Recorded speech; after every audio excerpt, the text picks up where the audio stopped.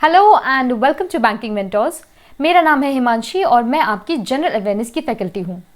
हम यहाँ पे आज करंट अफेयर्स की सीरीज डिस्कस कर रहे हैं जो कि हमारी आती है हफ्ते में 3 दिन। ओके, इसके पहले हमने जुलाई के फर्स्ट वीक की 3 क्लासेस ऑलरेडी की हुई है। अगर आप चाहें तो उसे भी जो है चेकआउट कर सकते हैं। आज की डेट है 7 जुलाई और आज हम ट्यूसडे की जो है सेशन को कंप्लीट करेंगे। So before we begin our session, let's check out कि हमारे चैनल में क्या शेड्यूल फॉलो किया जा रहा है। First is about English and quantitative aptitude. ये दोनों क्लासेस आपको प्रोवाइड की जाएगी Monday, Wednesday and Friday 9 AM and 9 PM. Reasoning and general awareness will be taken on all the alternative days like Tuesday, Thursdays and Saturday 9 AM and 9 PM. Okay, so with that information, let's start today's session. सबसे पहला हम section देखने वाले हैं national news का। तो आज का सबसे पहला सवाल है कि which country became the 5th largest foreign exchange holder in the world, यानी कि कौन सा देश दुनिया का 5वां सबसे बड़ा विदेशी मुद्रा धारक बन गया है। तो ये बन गया है हमारी कंट्री इंडिया। ठीक है, हमने क्या देखा कि 5th largest foreign exchange reserves है हमारे पास। फॉरेक्स रिजर्व हम सभी जानते हैं, जो फॉरेन की करेंसीज होती है उसकी होल्डिंग के हिसाब से हमें जो है रैंक किया गया है। कुछ समय पहले करीब 5 जून के आसपास हमारी जो फॉरेक्स एक्सचेंज है उसने $500 बिलियन का जो है मार्क क्रॉस किया था पहली बार, और इसी के साथ हम बन गए हैं 5वें सबसे बड़े होल्डर। देखिए, अगर आपसे पूछा जाए कि सबसे बड़ा होल्डर कौन सा है या फिर सबसे ज़्यादा फॉरेक्स एक्सचेंज रिजर्व किसके पास है, तो है चाइना, सेकेंड है जापान, थर्ड है स्विट्जरलैंड और 5th में है इंडिया। तो सीक्वेंस आपको इतना याद नहीं रखना है, चाइना याद रख लीजिए और इंडिया याद रख लीजिए। ओके, तो ये हमने देखा विदेशी मुद्रा के धारक हमारी इंडिया 5th नंबर पे। अगला सवाल है कि किस IIT ने डेवलप किया है एक classroom to home teaching setup जिसका नाम है मोबाइल मास्टर जी। तो मोबाइल मास्टर जी विकसित किया गया है, बनाया गया है बाय IIT कानपुर। देखिए, ये क्या है, एक तरीके का क्लासरूम सेटअप होने वाला है इस ऐप के थ्रू। आप इस ऐप के थ्रू ही अपनी ऐसी फीलिंग दे सकते हैं बच्चों को जैसे कि आप क्लास में ही पढ़ा रहे हैं। ठीक है, तो इस तरीके की जो डेवलपमेंट है, इस तरीके की जो टेक्नोलॉजी है वो बनाई गई है IIT कानपुर के द्वारा, जिसमें आप आसानी से लेक्चर्स भी रिकॉर्ड कर सकते हैं, एज अ टीचर इंस्ट्रक्शंस दे सकते हैं अपने स्मार्टफोन्स के थ्रू, यानी कि घर बैठे ही बच्चों को आसानी से पढ़ा सकेंगे आप अपनी इस ऐप के थ्रू, जो कि बनाया गया है IIT कानपुर के द्वारा। इसी के साथ IIT रुड़की, इनके द्वारा भी एक चीज़ डेवलप की गई है जो कि एक डिसइंफेक्शन बॉक्स है। ठीक है, यानी कि कीटाणु शोधक बॉक्स है जिसका नाम दिया गया है यूनिसेवर बॉक्स। 2 हम यहाँ क्वेश्चंस देख रहे हैं IIT से रिलेटेड। पहला था IIT कानपुर, दूसरा है IIT रुड़की। तो IIT रुड़की ने ये डिसइंफेक्शन बॉक्स बनाया है, यूनिसेवर बॉक्स। ठीक है, यहाँ पे क्वेश्चन पूछा जाता है किसके द्वारा, तभी हमें पता होना चाहिए। इसके अलावा रिसेंटली हमने देखा था एक सवाल अबाउट IIT गांधीनगर। इनके द्वारा जो है चेस्ट एक्सरे को स्टडी करने के लिए एक AI बेस्ड जो है टूल बनाया गया था। तो ये जो रिसेंट IIT रिलेटेड न्यूज़ है वो हमने यहाँ पे देखी about IIT Kanpur and about IIT Roorkee. Next is about who has recently launched Atmanirbhar Bharat innovation challenge. तो आत्मनिर्भर भारत इनोवेशन चैलेंज ये लॉन्च किया गया है by our prime minister mister Modi. ठीक है, हमारे जो प्रधानमंत्री हैं उनके द्वारा इसे लॉन्च किया गया है। देखिए, नाम से क्या दिख रहा है, आत्मनिर्भर भारत इनोवेशन चैलेंज। अब यहाँ पे हमें इनोवेशन किस बात में करनी है, हमें करना है आइडेंटिफाई बेस्ट इंडियन ऐप्स को जो कि ऑलरेडी यूज़ किए जा रहे हैं और जो है ऐसी पोटेंशियल रखते हैं जो आगे चल के और बड़े हो सकते हैं। देखिए, अभी आपको पता होगा काफ़ी सारे हमने जो है चाइनीज़ ऐप्स को बैन किया है, और इस चक्कर में क्या हो रहा है कि हमारे पास खुद के ऐसे ऐप्स नहीं है जिसके जो है ऑल्टरनेटिव बच जाए इनके। ठीक है, तो इनके ऑल्टरनेटिव्स बनाने के लिए इस तरीके का इनोवेशन चैलेंज को जो है लॉन्च किया गया है ताकि हम खुद से अपने ऐप्स डेवलप कर सकें। ओके, और किसके द्वारा लॉन्च किया गया है, तो हमारे प्राइम मिनिस्टर के द्वारा इसे लॉन्च किया गया है। तो ये आप जरूर याद रखिएगा।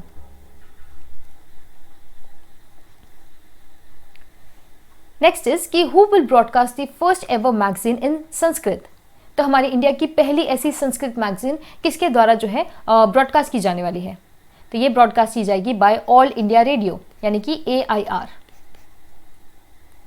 तो ऑल इंडिया रेडियो क्या करने वाला है, ये सबसे पहला संस्कृत में एक न्यूज़ मैगजीन के थ्रू प्रोग्राम शुरू करने वाले हैं। ठीक है, और उसमें भाषा कौन सी इस्तेमाल होगी, तो संस्कृत होगी, और इसमें जितने भी न्यूज़ होती है, जो भी आपको सुनाया जाता है एक नॉर्मल मैगजीन में, वो सारे आपको जो कंटेंट है वो संस्कृत भाषा में होगा। और इस प्रोग्राम का नाम होगा संस्कृत साप्ताहिकी। ठीक है, ये नाम आपसे पूछा जा सकता था कि इस मैगजीन का नाम क्या है।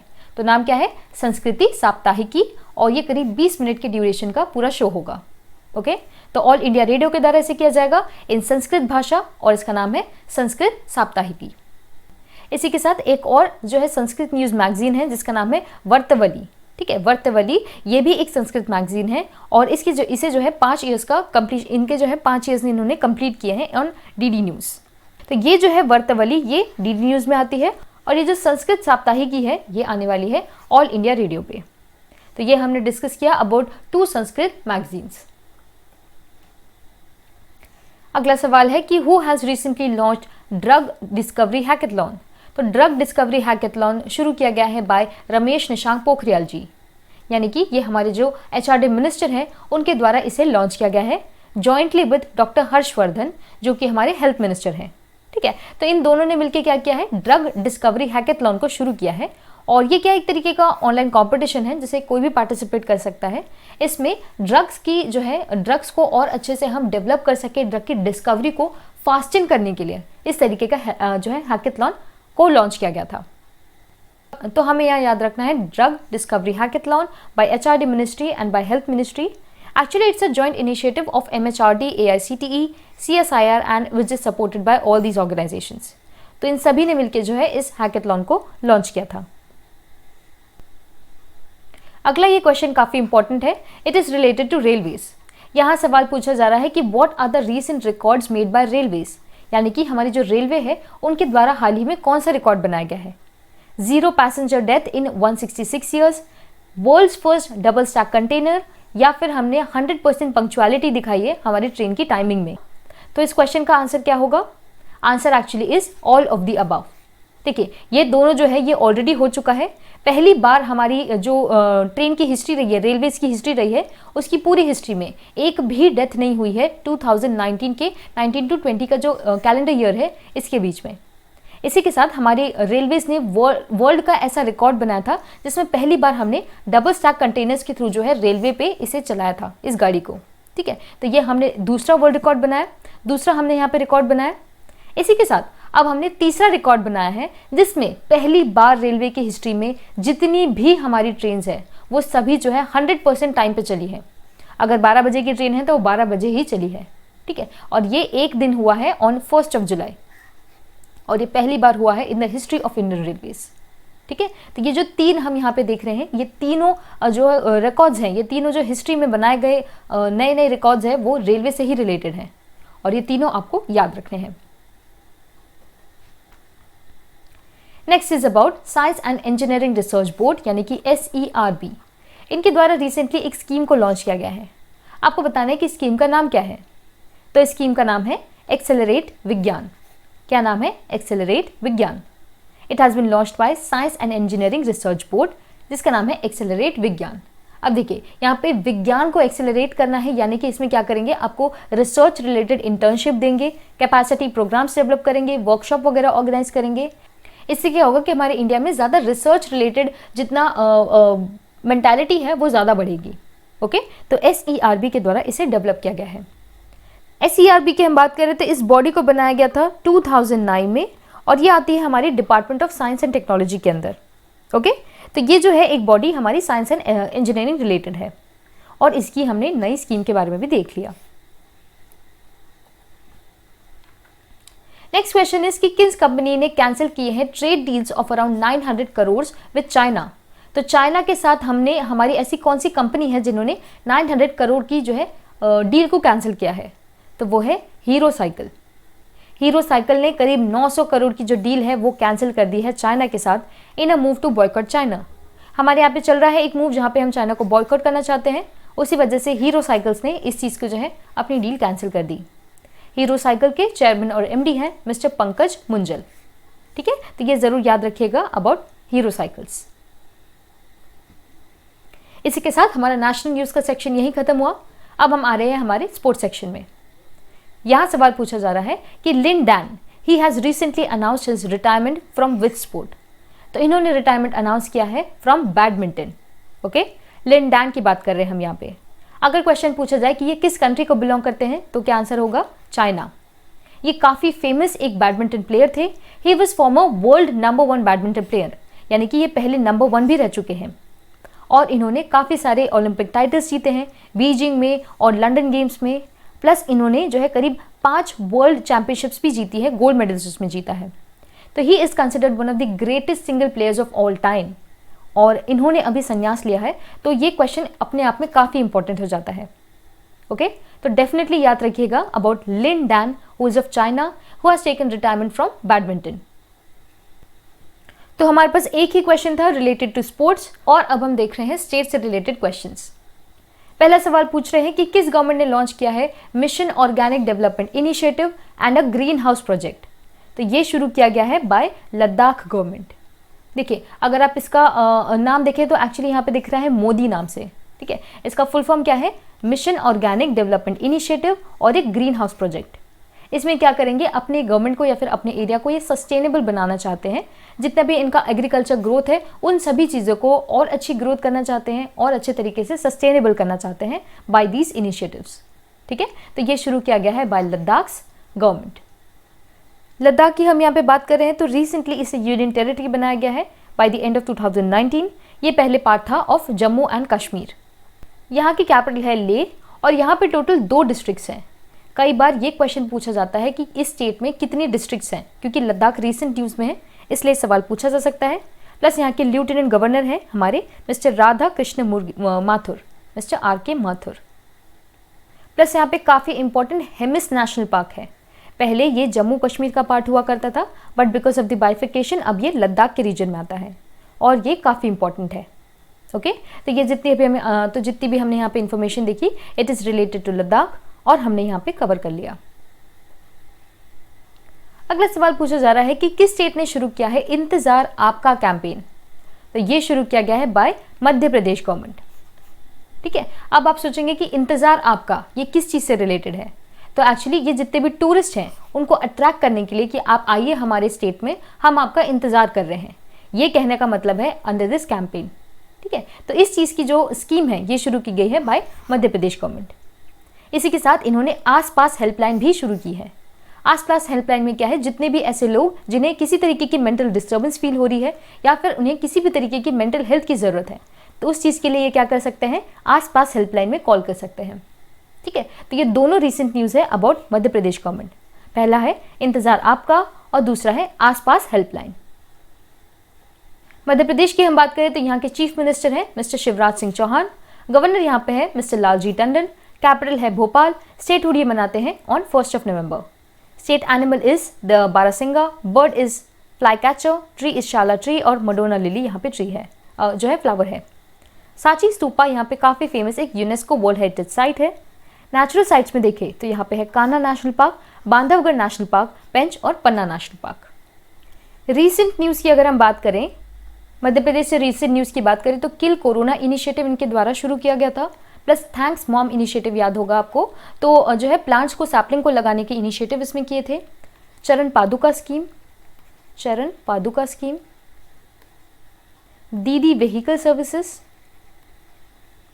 जीवन शक्ति योजना, जीवन अमृत योजना, FIR आपके द्वार, और पहला state to provide mid day meal ration it is Madhya Pradesh government.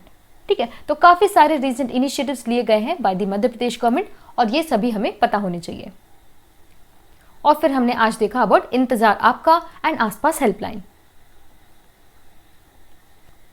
अगला सवाल है कि मिशन वृक्षारोपण ये किसके द्वारा शुरू किया गया है। तो वृक्षारोपण शुरू किया गया है बाय उत्तर प्रदेश गवर्नमेंट। ठीक है, वृक्षारोपण से ही हम समझ सकते हैं कि इसमें क्या है कि आपको ट्रीज को प्लांट करना है या फिर सैपलिंग्स वगैरह लगाने हैं, उस चीज़ का ये इनिशिएटिव लिया गया है by the Uttar Pradesh government. जैसे कि हम यहाँ देख रहे हैं, उन्होंने करीब 201 स्पीशीज़ को प्लांट करने की जो है ठानी है under this initiative and it has been launched by chief minister Yogi Adityanath in the Kukrail forest in capital of Lucknow. तो लखनऊ में इन्होंने इसे शुरू किया है। उत्तर प्रदेश की हम बात करें तो यहाँ की कैपिटल है लखनऊ, जो कि गोमती नदी के किनारे है। चीफ मिनिस्टर यहाँ पे है मिस्टर योगी आदित्यनाथ और गवर्नर यहाँ पे है आनंदीबेन पटेल। रिसेंटली आनंदीबेन पटेल को अपॉइंट किया गया है एज MP's गवर्नर ऑल्सो। तो अब ये यूपी की भी गवर्नर है और एमपी की भी गवर्नर है। रिसेंट न्यूज़ की बात करें तो उत्तर प्रदेश के द्वारा रिसेंटली एक जो है स्पेशल सिक्योरिटी फोर्स इन्होंने शुरू की है, अपनी बाल श्रमिक योजना इनके द्वारा लॉन्च की गई है। काउ स्लॉटर अमेंडमेंट इन्होंने किया है, प्लस हर्बल रोड्स ये डेवलप करने वाले हैं। हर्बल रोड्स टीम 11 इनका इनिशिएटिव है। प्रवासी राहत मित्रा ऐप, आयुष कवच भी इनके द्वारा शुरू किया गया है। तो इतने सारे इनिशिएटिव्स लिए गए हैं बाय उत्तर प्रदेश गवर्नमेंट और इन सभी के बारे में हमें जानना ज़रूरी है। और हमने आज जो है एक और इनिशिएटिव इनका देखा, मिशन वृक्षारोपण। ठीक है, तो ये सभी आपको याद रखना है उत्तर प्रदेश के बारे में। अगला सवाल पूछा जा रहा है कि which state has decided to launch plasma therapy in the state and for this they have also developed 4 hospitals, यानी कि 4 प्लाज्मा थेरेपी के हॉस्पिटल्स ये शुरू करने वाले हैं। तो ये है ये है ओडिशा की गवर्नमेंट।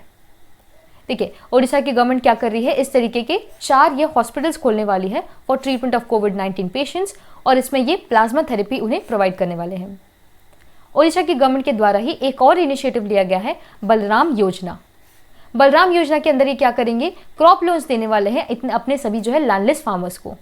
जितने भी ऐसे लैंडलेस फार्मर्स हैं, ऐसे फार्मर्स जिनके पास ज़मीन नहीं है, तो उन्हें जो है इस नई स्कीम के अंदर लोन दिया जाएगा। ठीक है, तो प्लाज्मा थेरेपी और बलराम योजना बाय ओडिशा गवर्नमेंट। प्लाज्मा से ही आपको याद आना चाहिए अबाउट प्रोजेक्ट प्लेटिना, क्योंकि रिसेंटली दुनिया का सबसे बड़ा प्लाज्मा थेरेपी ट्रायल जो है वो महाराष्ट्र के द्वारा शुरू किया जाने वाला है। तो project platina plus plasma bank by Delhi government, ये दोनों आपको प्लाज्मा से याद आने चाहिए। अब हम यहाँ पे ओडिशा की बात कर रहे हैं, तो ओडिशा की कैपिटल है भुवनेश्वर। चीफ मिनिस्टर है यहाँ पे मिस्टर नवीन पटनायक और गवर्नर यहाँ पे है mister Ganeshi Lal. Recent news की बात करें तो ओडिशा की गवर्नमेंट ने जो है ISO सर्टिफिकेशन प्रोवाइड किया है पहली बार to the hostels of tribals. ठीक है, तो जितने भी ट्राइबल्स हैं उनके हॉस्टल्स को ये अब ISO सर्टिफाई कर रहे हैं।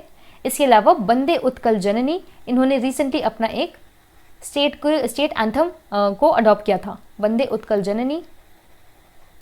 प्लस इनके द्वारा जो है मो जीवन मो प्रतिभा, ये दोनों स्कीम्स लॉन्च की गई है। और यहाँ पे रिसेंटली इनके चीफ जस्टिस को अपॉइंट किया गया है, जस्टिस मोहम्मद रफीक को। नेचुरल साइट्स की अगर हम बात करें तो यहाँ पे है Satkosia tiger reserve, Chilika wild life sanctuary, यानी पे चिल्का लेक भी यहाँ पे है, बहुत इंपॉर्टेंट है चिल्का लेक, आपको याद रखना। इसके अलावा गहीर माता नेशनल पार्क यहाँ पे है, सिमलीपाल नेशनल पार्क और भीतरकनिका नेशनल पार्क। ये सभी जो हम इंपॉर्टेंट नेचुरल साइट्स देखते हैं, ये सभी ज़्यादा इंपॉर्टेंट होते हैं, काफ़ी ज़्यादा इंपॉर्टेंट होते हैं आपके लिए। तो ये हमने देखा अबाउट ओडिशा। अगला स्टेट रिलेटेड क्वेश्चन है कि किस गवर्नमेंट ने लॉन्च किया है लीड पोर्टल शुरू किया गया है बाय दिल्ली गवर्नमेंट। लीड का फुल फॉर्म देखें तो वो है learning through E resources made accessible for Delhi. क्या है, learning through E resources made accessible for Delhi, और ये लॉन्च किया गया है बाय दिल्ली गवर्नमेंट। अब इसमें क्या करेंगे, जितने भी इनके बच्चे हैं, जितने भी इनके स्टूडेंट्स हैं, उनको स्टडी मटेरियल और कोर्स कंटेंट प्रोवाइड करेंगे थ्रू दिस पोर्टल। तो आपको क्या याद रखना है कि दिल्ली गवर्नमेंट ने शुरू किया है लीड इनिशिएटिव, यानी कि लीड पोर्टल। इसी के साथ दिल्ली गवर्नमेंट ने एक और चीज़ लॉन्च की है, वो है DRDO की मदद से और टाटा सन्स की मदद से इन्होंने 1000 बेड का कोविड हॉस्पिटल भी शुरू किया है। ठीक है, न्यू दिल्ली में इसे शुरू किया है और इसे जो है ऑपरेट किया जाएगा by the arm forces medical services. और इस इनिशिएटिव की खास बात यह है कि इसे सिर्फ 12 दिनों के अंदर डेवलप किया गया है, वेरी इंपॉर्टेंट। ठीक है, आपको क्या याद रखना है कि ये 1000 बेड का जो है covid hospital by DRDO and Tata sons in 12 days in New Delhi. अब न्यू दिल्ली की 2 न्यूज़ हमने देखी, तीसरी न्यूज़ यहाँ पे है अबाउट पौधे लगाओ पर्यावरण बचाओ कैंपेन। एक और हमने जो है पौधे रिलेटेड न्यूज़ देखी, वो थी अबाउट वृक्षारोपण, और वो की गई थी बाय उत्तर प्रदेश। यहाँ पे हम देख रहे हैं दिल्ली के बारे में। ठीक है, तो दिल्ली से रिलेटेड हमने 3 न्यूज़ यहाँ पे देखी। पहली है लीड पोर्टल, दूसरी है अबाउट दिस हॉस्पिटल, और तीसरी है अबाउट दिस पौधा लगाओ पर्यावरण बचाओ कैंपेन। इस कैंपेन को शुरू किया गया है 10 जुलाई से लेकर 26 जुलाई के बीच में। तो ये आपको जो है याद रखना है अबाउट दिल्ली। अगला सवाल पूछा जा रहा है कि गवर्नमेंट ने करीब 4000 करोड़ जो है सैंक्शन किए हैं ताकि फूड पार्क्स को बनाया जा सके और उनके इंफ्रास्ट्रक्चर को डेवलप किया जा सके। तो ये इन्होंने 4000 करोड़ सैंक्शन किए हैं फॉर कर्नाटका गवर्नमेंट। ठीक है, सिंपली आपको क्या याद रखना है, फूड पार्क्स को डेवलप करने के लिए जो है इतना अमाउंट जो है सैंक्शन किया गया है बाय द गवर्नमेंट अंडर आत्मनिर्भर प्रोग्राम। अब हम कर्नाटका की बात कर रहे हैं तो यहाँ के चीफ मिनिस्टर हैं मिस्टर येदुरप्पा, गवर्नर यहाँ पे है मिस्टर वाजुभाई वाला और कैपिटल यहाँ पे है बैंगलोर। रिसेंट न्यूज की बात करें तो गेट सेट गो इनके द्वारा एक ऐप लॉन्च किया गया था। इसके अलावा कोरोना वॉच ऐप हो गया और एक ऐप है आपदा मित्रा ऐप। ये सभी शुरू किए गए हैं बाय कर्नाटका गवर्नमेंट।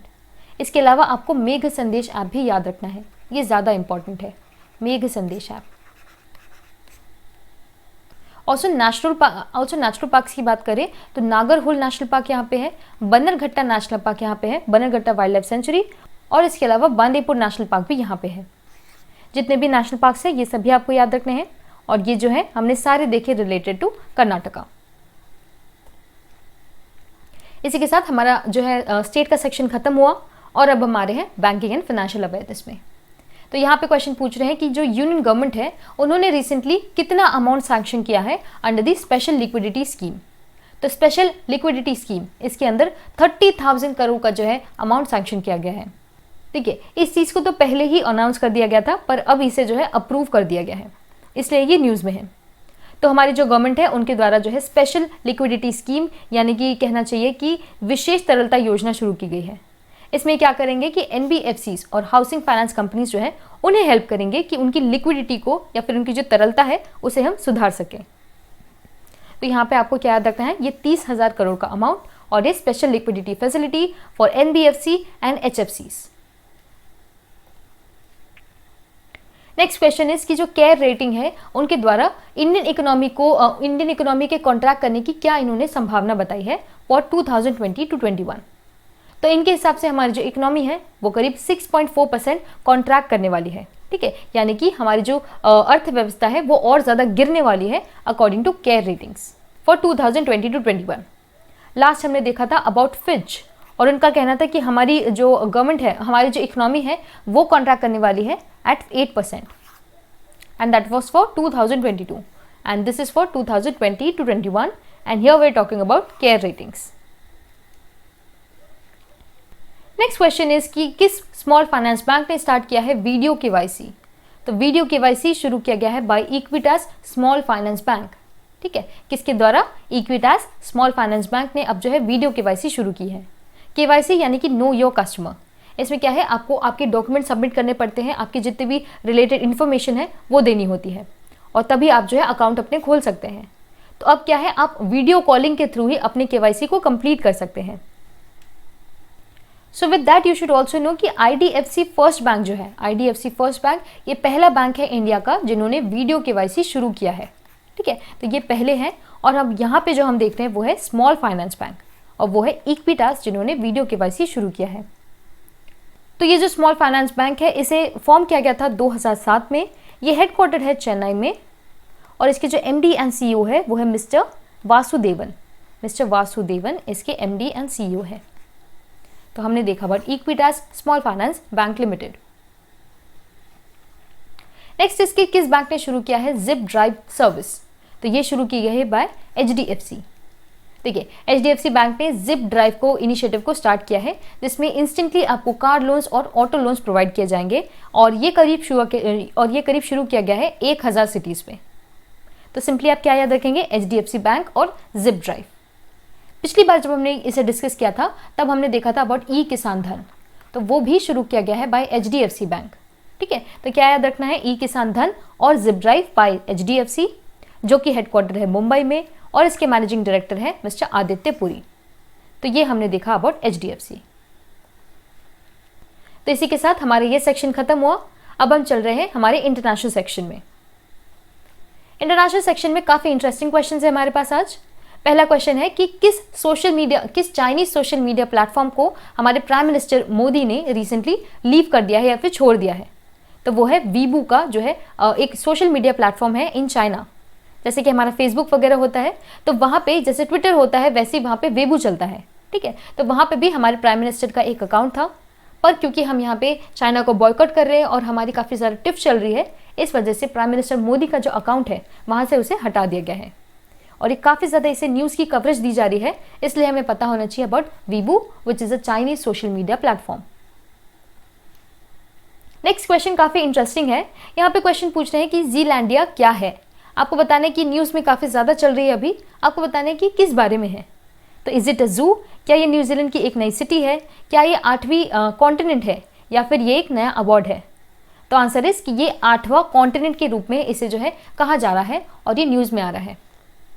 एक्चुअल बात यह है कि इसे पहले ही 2017 के आसपास ही डिस्कवर कर लिया गया था, लेकिन अभी क्या है, इसका नया मैप को रीलॉन्च किया गया है, नए मैप को लॉन्च किया गया है, इस वजह से ये न्यूज़ में है।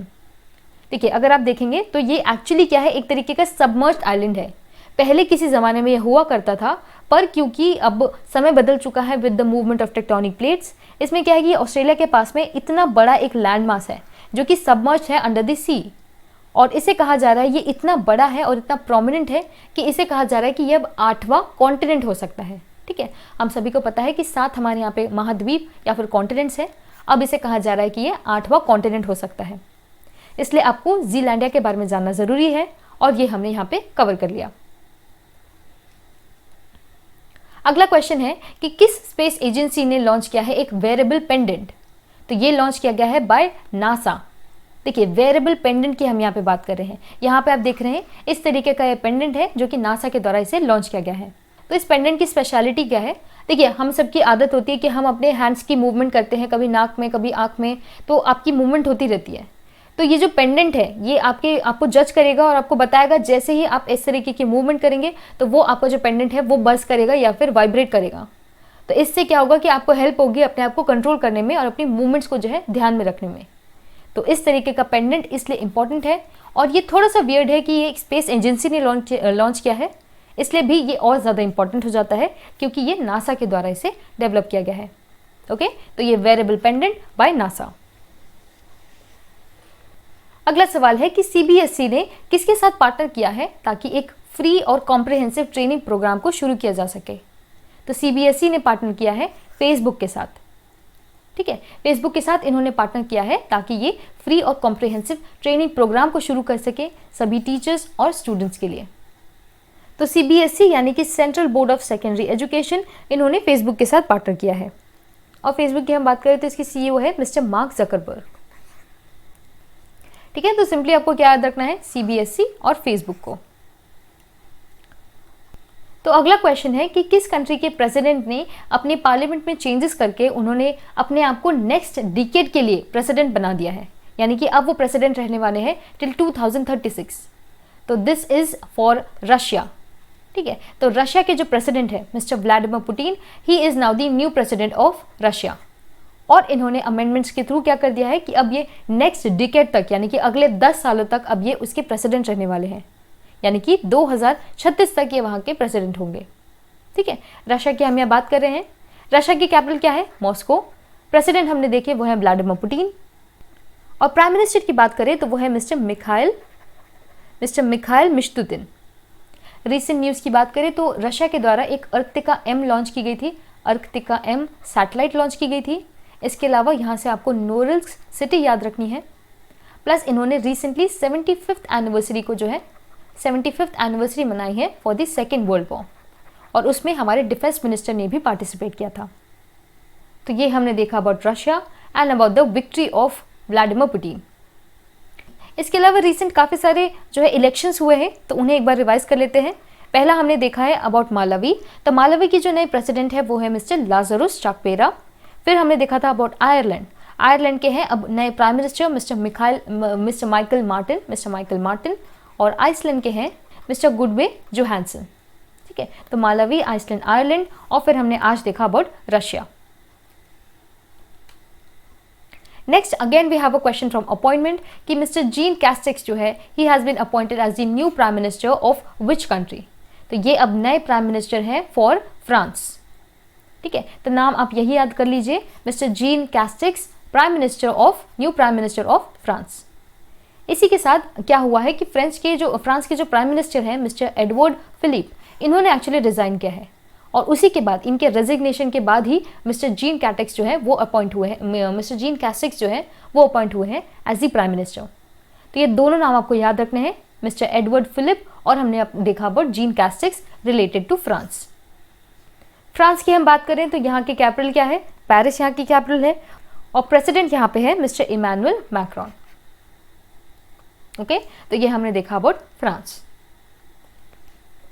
अगला सवाल है कि कौन सी country is the highest contributor in e waste according to the global e waste monitor report. तो सबसे ज्यादा जो ई वेस्ट है वो कौन सी कंट्री प्रोड्यूस करती है, तो वो है चाइना। तो जो हमने सबसे पहला क्वेश्चन देखा था it was about forex reserves. Forex reserve के बारे में हमने देखा था, उसमें भी सबसे ज्यादा जो है रैंक किया था चाइना ने। लेकिन अब हम यहाँ पे बात कर रहे हैं about the global e waste monitor report for 2020, जिसमें बताया जा रहा है कि जो ई वेस्ट है, ई वेस्ट का कहने का मतलब है जैसे कि आपके जितने भी इलेक्ट्रॉनिक्स होते हैं, लैपटॉप हो गया, मॉनिटर हो गया, टीवी, फोन, इन सब का जो कचरा है, इसका जो वेस्ट है, वो कौन सी कंट्री सबसे ज़्यादा प्रोड्यूस करती है, तो वो कौन सी है, चाइना। सेकेंड में है यूएसए और थर्ड में है हमारा कंट्री इंडिया। जो फॉरेक्स रिजर्व में था तब हमारी कंट्री का रैंक क्या था, 5th, और यहाँ पे हम नंबर 3 में हैं फॉर क्रिएटिंग ई वेस्ट। तो क्या याद रखना है आपको, global e waste monitor report, China, USA and India. अगला सवाल है कि किस बैंक ने ज्वाइन किया है network for grinning the financial system. तो ये जो सिस्टम है उसे किसके द्वारा ज्वाइन किया गया है, इसे ज्वाइन किया गया है बाय एशियन डेवलपमेंट बैंक। देखिए, ये जो network for grinning the financial system है, ये एक्चुअली एक तरीके का ग्रुप है of all the central banks and all the supervisors. ये क्या करते हैं, आपस में प्रैक्टिसेस शेयर करते हैं, आपस में ऐसी बातचीत करते हैं जिससे एनवायरनमेंट को और जो है क्लाइमेट को और हेल्प मिले। ठीक है, यानी कि फाइनेंशियल सेक्टर में किस तरीके से ये चेंजेस कर सकते हैं जिसमें हमारे क्लाइमेट को हेल्प मिले। इंपॉर्टेंट न्यूज़ ये है कि एशियन डेवलपमेंट बैंक ने ज्वाइन किया है इस नेटवर्क को एज ऑब्जर्वर। ठीक है, तो ऑब्जर्वर के स्टेटस के रूप में एशियन डेवलपमेंट बैंक ने ज्वाइन किया है इस ग्रुप को, तो ये आपको याद रखना है। इसी के साथ अब एशियन डेवलपमेंट बैंक के अलावा इंटरनेशनल मॉनेटरी फंड, OECD और वर्ल्ड बैंक, ये सभी जो है ये सब जो है IGFC के ऑब्जर्वर्स ऑलरेडी हैं, पर अब ADB भी इसको जो है ज्वाइन कर चुका है। अब हम बात करें एशियन डेवलपमेंट बैंक की, तो इसे एस्टैब्लिश किया गया था 1966 में। ये हेडक्वार्टर्ड है मनीला, फिलीपींस में, और इसके जो प्रेजेंट प्रेसिडेंट है वो है मिस्टर मासात्सुगु आसाकावा। ठीक है, तो हमने देखा अबाउट एशियन डेवलपमेंट बैंक। इसके साथ हमारा ये सेक्शन खत्म हुआ और अब हम देखने वाले हैं इकलौता क्वेश्चन फॉर अपॉइंटमेंट सेक्शन। तो अपॉइंटमेंट सेक्शन में क्वेश्चन पूछ रहे हैं कि NHAI के जो चेयरमैन हैं उनका जो अपॉइंटमेंट है उसे कितने महीनों के लिए एक्सटेंड किया गया है। तो NHAI के चेयरमैन के जो अपॉइंटमेंट है उसे 6 महीनों के लिए एक्सटेंड किया गया है। देखिए, इस तरीके से अगर कभी आपको क्वेश्चन पूछा जाए मंथ से रिलेटेड, तो मोस्टली ऐसा नहीं होता है कि 1 महीने 2 महीने का एक्सटेंशन दिया जाए, यूजुअली 6 महीने या फिर 12 महीने इसी तरीके से एक्सटेंड किया जाता है। NHAI यानी कि national highways authority of India, उसके जो प्रेसिडेंट, उसके जो चेयरमैन हैं मिस्टर सुखबीर सिंह सांधू, उनको जो है एक्सटेंड किया गया है, उनके अपॉइंटमेंट का एक्सटेंड किया गया है 6 महीनों के लिए। NHAI की हम बात कर रहे हैं तो ये जो बॉडी है it is the first construction related organisation which has now been digitised fully. Digitally organise होने वाली पहली ऐसी कंस्ट्रक्शन रिलेटेड बॉडी है तो वो है NHAI। ये भी एक रिलेटेड न्यूज़ है इसकी, तो ये दोनों आपको याद रखने हैं। यहाँ पे देखिए, इनका जो एक्सटेंशन है वो 21 जुलाई 2020 से लेके अब कर दिया गया है 21 जनवरी 2021 तक। ठीक है, तो हमें क्या याद रखना है, सुखबीर सिंह सांधू जी के बारे में। अब हम आ गए हमारे लास्ट सेक्शन में ऑफ इम्पॉर्टेंट डेज। तो इम्पॉर्टेंट डेज के सेक्शन में सबसे पहले हम देख रहे हैं अबाउट वर्ल्ड एलर्जी ऑर्गेनाइजेशन। ठीक है, तो वर्ल्ड एलर्जी ऑर्गेनाइजेशन जो है ये एक तरीके की वर्ल्ड एलर्जी वीक मनाते हैं। वर्ल्ड एलर्जी वीक को ऑर्गेनाइज करते हैं 28 जून से लेके 4 जुलाई के बीच में। तो जितनी भी एलर्जीज होती है, हमें उस चीज़ को मद्देनजर रखते हुए उसके बारे में ज़्यादा अवेयरनेस फैलाने के लिए वर्ल्ड एलर्जी वीक 28 जून से लेके 4 जुलाई के बीच में। और इस साल की इसकी थीम क्या है, तो वो है allergy care does not stop with कोविड-19। तो ये जो थीम है और ये जो डेट्स हैं ये सभी हमको याद रखनी है related to world allergy week. अगला सवाल पूछा जा रहा है कि 4 जुलाई को क्या सेलिब्रेट किया जाता है। तो 4 जुलाई को इंटरनेशनल कोऑपरेटिव डे और धर्मचक्र डे जो है ये दोनों सेलिब्रेट किया जाता है, यानी कि आंसर क्या हो जाएगा, डी यानी कि बोथ। पहले देख रहे हैं धर्मचक्र डे के बारे में। तो ये जो दिन है ये मनाया जाता है by international Buddhist confederation under the aegis of ministry of culture. देखिए, इस दिन को मनाया जाता है एज बुद्धास फर्स्ट सर्मन। तो ये वो दिन होता है जिस दिन भगवान बुद्ध ने पहली बार जो है सर्मन दिया था। ठीक है, पहली बार उन्होंने अपनी तरफ से सर्मन दिया था। उसी चीज़ को कमेमोरेट करते हुए हम 4 जुलाई को मनाते हैं धर्मचक्र डे। ऑलराइट, और इसी दिन को कई जगहों पर गुरु पूर्णिमा के रूप में भी मनाया जाता है, यानी कि स्पेशली जो बुद्धिस्ट होते हैं उनके द्वारा इसे गुरु पूर्णिमा के रूप में मनाया जाता है। तो ये हमने देखा पहला धर्मचक्र डे 4 जुलाई। अगला हमने देखा था अबाउट इंटरनेशनल कोऑपरेटिव डे। तो इंटरनेशनल कोऑपरेटिव डे यानी कि अंतर्राष्ट्रीय सहायता दिवस, ये मनाया जाता है हर पहले सैटरडे को जुलाई वीक के, और इसे करीब 1923 से मनाया जा रहा है। ठीक है, तो हर पहले सैटरडे जो आता है उस दिन जुलाई के हर पहले सैटरडे को इसे मनाया जाता है, और इस साल ये आ रहा है 4 जुलाई को, इसलिए ये दिन शेयर हो रहा है विद धर्मचक्र दिवस। ओके, तो ये सेलिब्रेट किया जाता है यूनाइटेड नेशंस के द्वारा सिंस 1923, और इस साल इन्होंने अपील किया है #कूप्स फॉर क्लाइमेट एक्शन। तो इसे कहना चाहिए एक तरीके की थीम है इनकी। ठीक है, तो इंटरनेशनल कोऑपरेटिव डे और हमने देखा अबाउट धर्मचक्र दिवस। तो इसी के साथ हमारा आज का सेशन यही खत्म होता है। लास्ट क्लास में मैंने आपसे क्वेश्चन पूछा था कि संजीता चानू जी जो है इन्हें कौन सा अवार्ड दिया जाने वाला है। तो she will now be awarded arjuna award. देखिए, इन्हें जो है एक्चुअली एंटी डोपिंग चार्जेस की वजह से 2018 में ये अवार्ड मिलने वाला था, पर इसकी वजह से इन्हें जो है ये अवार्ड नहीं दिया गया। अब इन्हें जो है 2020 में अर्जुना अवार्ड दिया जाने वाला है। तो इसलिए आपको याद रखना है अबाउट संजीता चानू, जो कि एक काफ़ी फेमस वेट लिफ्टर है। तो ये हमने देखा अबाउट प्रीवियस डेज क्वेश्चन। आज का क्वेश्चन आपसे पूछा जा रहा है कि who is the first Indian to be awarded Richard Dawkins award. ये काफ़ी इंपॉर्टेंट है क्योंकि ये फर्स्ट इंडियन है, तो ज़रूर आपको जो है इस क्वेश्चन का आंसर आना चाहिए। तो do let me know in the comment section below कि कौन से ऐसे पहले भारतीय हैं जिन्हें ये अवार्ड दिया गया है। Alright, so with that it's a rap for today's session. I really hope आपको ये सेशन अच्छा लगा। अगर आपको हमारा सेशन अच्छा लगा तो ज़रूर इस वीडियो को लाइक कीजिए, इस वीडियो को शेयर कीजिए और हमारे चैनल को सब्सक्राइब कीजिए। And now I shall see you in the next one.